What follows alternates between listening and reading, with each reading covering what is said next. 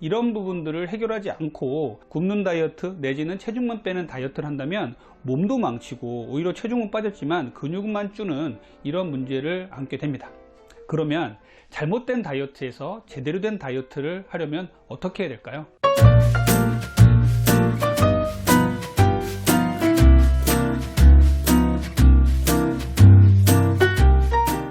안녕하세요. 닥터리TV 가정의학과 전문의 원장 이진복입니다. 오늘은요, 다이어트는 이렇게 하는 게 아닙니다. 잘못된 다이어트라는 주제로 말씀을 드리겠습니다. 제가 다이어트 비만 클리닉을 운영하면서 환자분들께 항상 드리는 말씀이 있습니다. 그것은 바로 체중 빼는 것에 목매지 마세요 라는 말이에요. 체중은 빠졌지만 근육만 빠지고 지방은 하나도 안 빠지는 경우가 허다합니다. 설마 그래도 굶거나 잘못된 다이어트를 한다 해도 지방은 좀 빠지지 않겠어요? 하는 분들이 계시는데요, 제가 진료실에서 보는 적지 않은 환자들이 지방은 하나도 안 빠지고 근육만 빠지는 분, 심지어 지방은 찌고 근육은 더 빠져서 오시는 분들이 많이 계십니다. 이런 분들은 혼자서 다이어트를 하던 약만 드시고 다이어트를 하던 잘못된 다이어트를 하신 건데요, 다이어트는 이렇게 하는 게 아닙니다. 한 환자분의 자료를 좀 보여드릴게요. 이 환자분께는 제가 동의를 얻어서 유튜브에 올리는 것을 알려드립니다. 이 환자분은요, 50대 초반 남성분으로 최근 불어난 이 복부의 비만으로 내원을 하신 분이에요.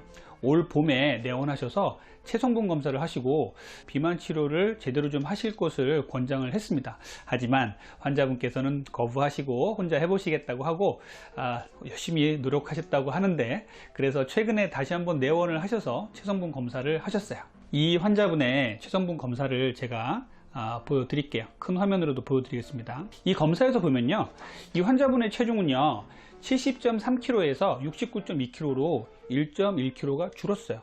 체중만 보면 1.1kg 줄었네요, 잘했네요 라고 할 수도 있겠습니다. 환자분은 칭찬을 받겠다 하고 저를 찾아오셨어요. 하지만 이 환자분은요, 저에게 정말 많이 혼났습니다. 왜일까요? 체중이 중요한 게 아니라 체성분 검사, 그 중에서도 체지방과 근육량이 중요한데요, 이 환자분의 체성분 검사를 보면요, 체지방량이 11.6kg에서 13.9kg로 2kg가 늘었습니다. 체중은 1.1kg 줄었는데 체지방은 2kg가 늘었어요. 근육량을 보면요, 33.1kg에서 31.1kg으로 2kg가 줄었습니다. 결국 체중은 1.1kg 줄었지만 지방은 늘고 근육이 주로 줄었습니다.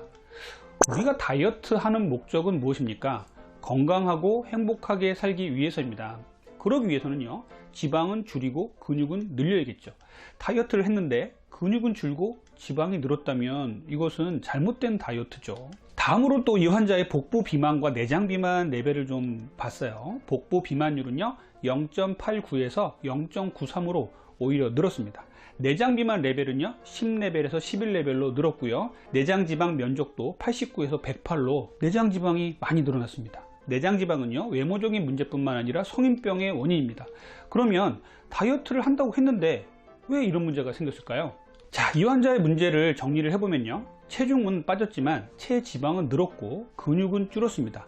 그 체지방은 주로 내장 비만이 늘은 것이 문제예요. 내장 비만은 성인병의 원인이 되기 때문에 이 환자같이 50대 초반의 남성 환자에게는 내장 비만이 상당히 위험합니다. 그래서 이 환자분께는 정말 잘못된 다이어트를 하셨다, 제대로 된 다이어트를 하셔야 한다고 말씀을 드렸었어요.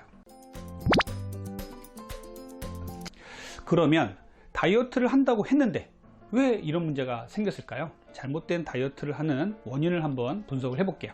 첫 번째는요, 굶는 다이어트예요. 두 번째는요, 적게 먹으면서 그 적게 먹는 것을 주로 정제탄수화물만 조금씩 먹었던 분들이에요.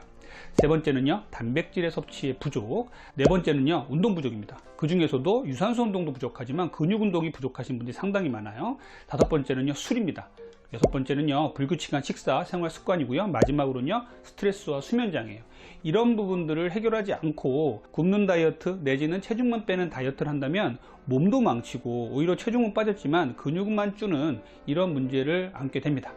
그러면 잘못된 다이어트에서 제대로 된 다이어트를 하려면 어떻게 해야 될까요? 첫 번째는요, 굶지 말자는 거예요. 하루 3끼 드시는 거 좋고요. 최소한 하루 2끼 정도는 드셔야 됩니다.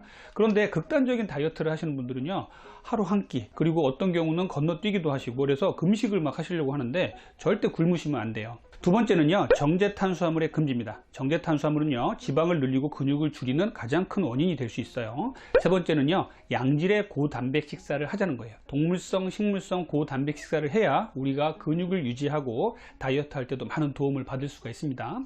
그 다음으로는요, 통곡류 위주의 탄수화물을 먹자는 거예요. 정제 탄수화물은 끊지만 좋은 탄수화물은 드셔야 됩니다. 탄수화물은요, 통곡류 위주의 식사를 하셔야 돼요.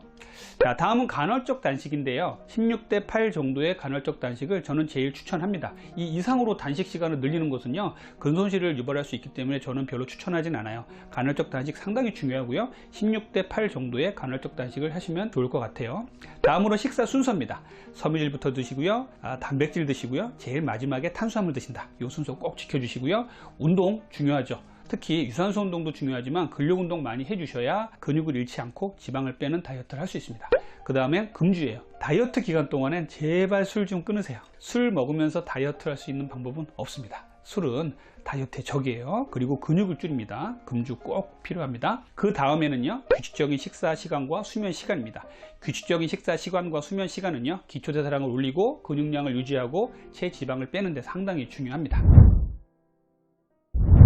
오늘은요, 여러분들과 함께 잘못된 다이어트에 대해서 말씀을 드렸어요. 다이어트 이렇게 하시면 정말 잘못하신 겁니다 라는 말씀을 드렸고, 제대로 된 다이어트는 어떻게 해야 되는지도 말씀을 드렸습니다.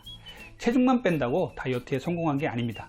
건강하고 올바른 다이어트는요, 체중은 그대로더라도 체지방이 줄고 근육량이 늘고 복부의 내장 비만은 감소한 다이어트입니다. 체지방 검사를 했는데 이렇게 근육이 늘고 지방이 줄은 분들은요, 저는 정말 많이 칭찬을 해드립니다.